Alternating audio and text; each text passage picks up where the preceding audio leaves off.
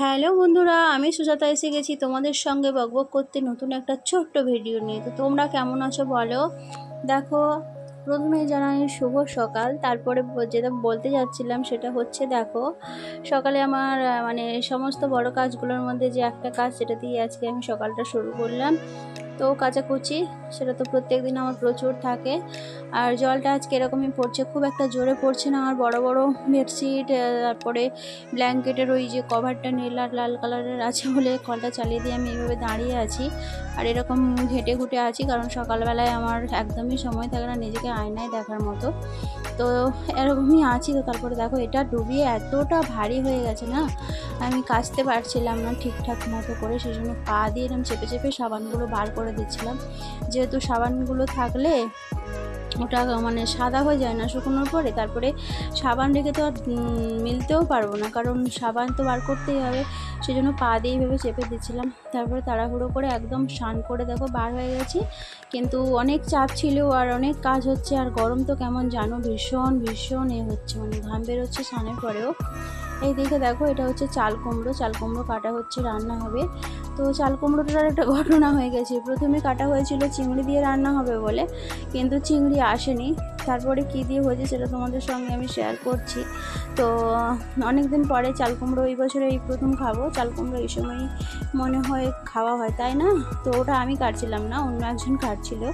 যাই হোক, ভীষণ সুন্দরভাবে কেটেছিল, মানে একদম মেশিনের মতো তাড়াতাড়ি করে। আর আমার ওই ছেলে দেখো পিড়ে নিয়ে ওখানে গাড়ি চালাচ্ছে। আর আজকে দুপুরে আমাদের মেনু ছিল, এই দেখো উচ্ছে ভাজা হচ্ছে।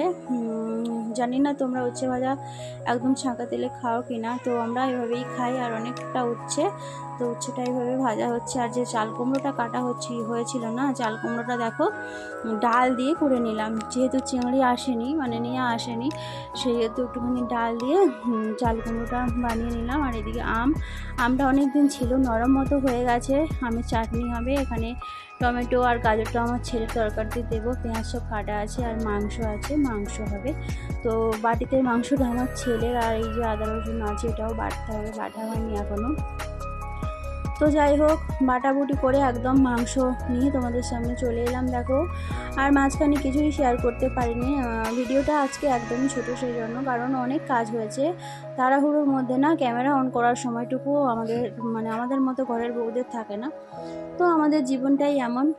আমাদের মতো মেয়েদের, যাদের হেল্পিং হ্যান্ড থাকে বা কিছু থাকে, তাদের অনেক তাড়াতাড়ি কাজ হয় বা ভালো করে ভিডিও বানাতে পারে। আমরা তো ভালো করে ভিডিও বানাতেও পারি না, কারণ সময় তো পেয়ে উঠি না, তাই না? কি করে ভালো করে বানাবো বলো। তো এইভাবে দেখো একদম লাল লাল মাংসের ঝোল। আর এটা না দেশি মুরগি ছিল, একদম দুপুরবেলায় জমে গেছে আজকে আমাদের খাওয়াটা। তারপরে দেখো খাওয়া দাওয়া করে ছেলেকে ঘুম পাড়িয়ে আমি একটুখানি বসেছিলাম মানে এখানে হাত তোলা সেখানে হাত তোলা তো লেগেই থাকে। যারা ইউটিউব করো জানো, আর যারা করো না তাদের কাছে বলছি, তো তোমরা প্লিজ কিছু মনে করো না। হাত তোলা বললাম কারণ সাপোর্ট করতে হয় সবাইকে, আমার নতুন চ্যানেল, সাপোর্ট না করলে আমি সাপোর্ট পাবো না। তো তারপরে বিকেলবেলায় দেখো কাঁঠাল লিচু এইসব নিয়ে চলে এলাম। তো এই সময় তো এগুলোই খাবার, তাই না? আম কাঁঠাল লিচু। তো কাঁঠালটা বিশেষ ভালো ছিল না, এরকমই ছিল, ঘাটা ঘাটা একদম, মানে খেতে গেলে গলায় বেঁধে যাবে এরকম একটা অবস্থা কাঁঠালটার। তো যাই হোক, এই সিজনের প্রথম কাঁঠাল খেতে হয়তো না ভালো হলেও, মানে প্রথম জিনিসের একটা আলাদা থাকে, মানে যে অনেক দিন পরে পেলে যেটা হয় না সেটা। তো তোমাদের কার কার এরকম হয় বলবে।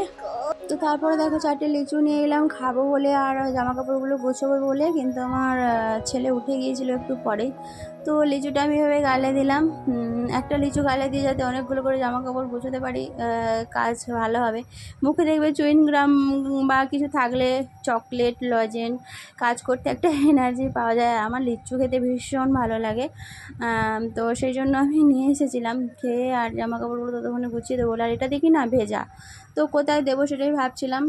কেন একটা ঘরের মধ্যে ভীষণ সমস্যা হয় থাকতে, একটুখানি জায়গা, বাচ্চা নিয়ে একটা রুম আর একটু জায়গা। আগেও বলেছি অনেকগুলো ব্লগে, জানি না তোমাদের শুনতে খারাপ লাগবে কিনা, যে সুজাতা বারবার একই কথা বলে।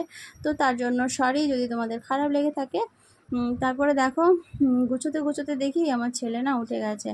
তো ওকে এখন আগে সামলাতে হবে, কারণ বাচ্চারা ঘুম থেকে উঠলে যেটা হয় প্রত্যেক বাচ্চাই, তো ওকে সামলে এসে বাদবাকিগুলো আমি গুছিয়ে নিলাম এই যে এইভাবে। আর এইভাবে বড় বড় করে গুছিয়েছি কারণ আলনাতে মানে শোকেসের ওই আলনাটা আছে ওখানে রাখবো, তো বড় বড় করে রাখলে তুলতে সুবিধা। আর এটা ভেজা ছিল বলে দেখো এই যে দরজার মধ্যে তুলে দিয়েছি।